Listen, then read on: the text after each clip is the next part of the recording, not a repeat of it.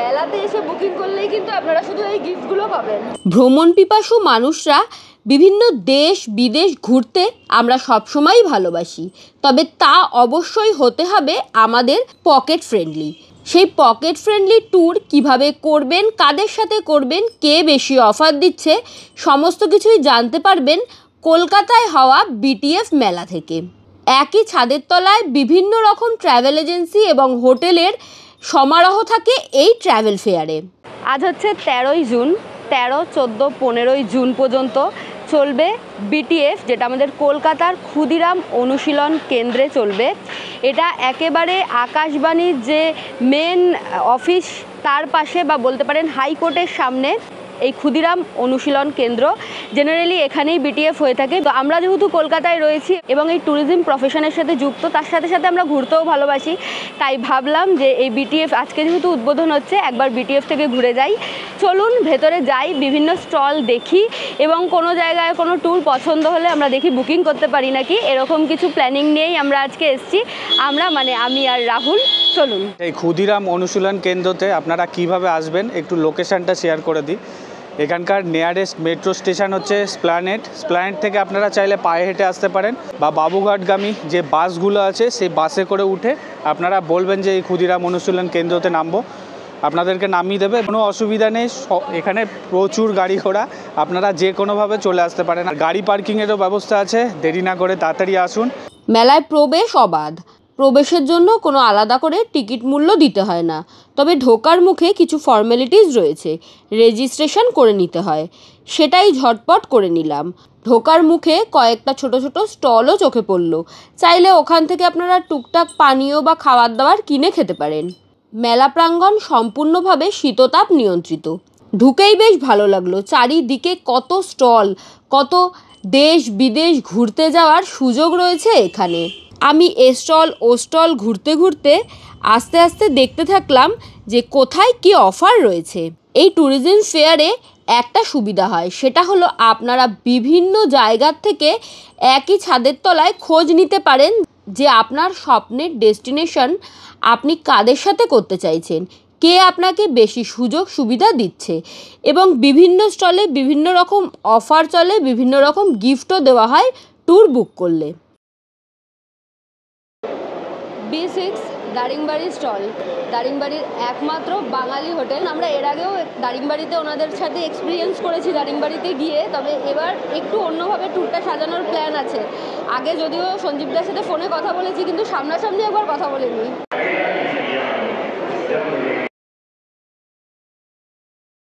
Cash এনেছেন তো? আমি একটু ক্যাশ দিতে পারবেন?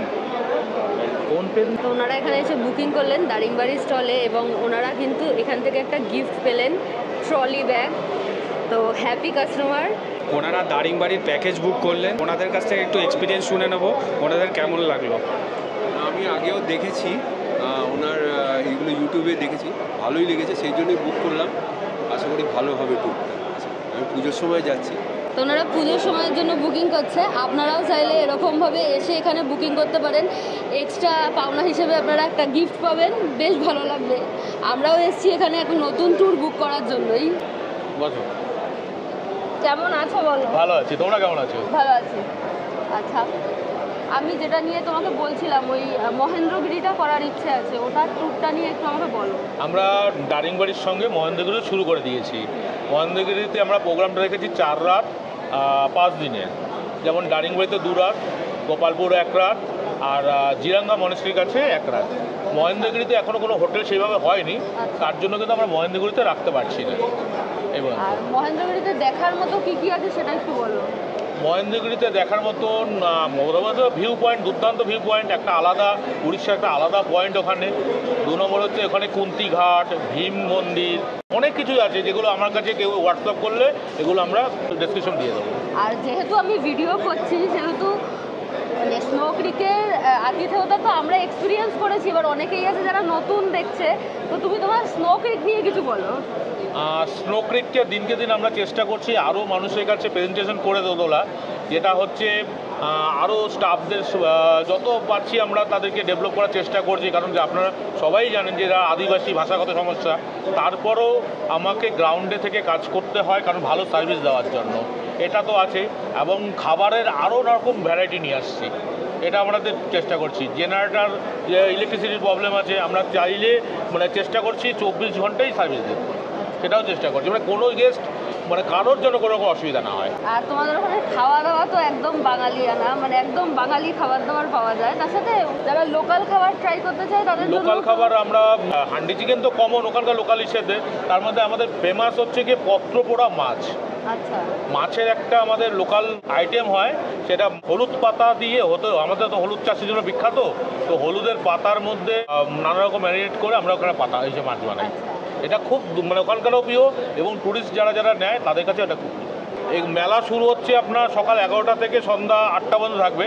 হোটেল স্নো ক্রিকের কর্তৃপক্ষের লোকরা 12টার থেকে 6টা পর্যন্ত থাকবে।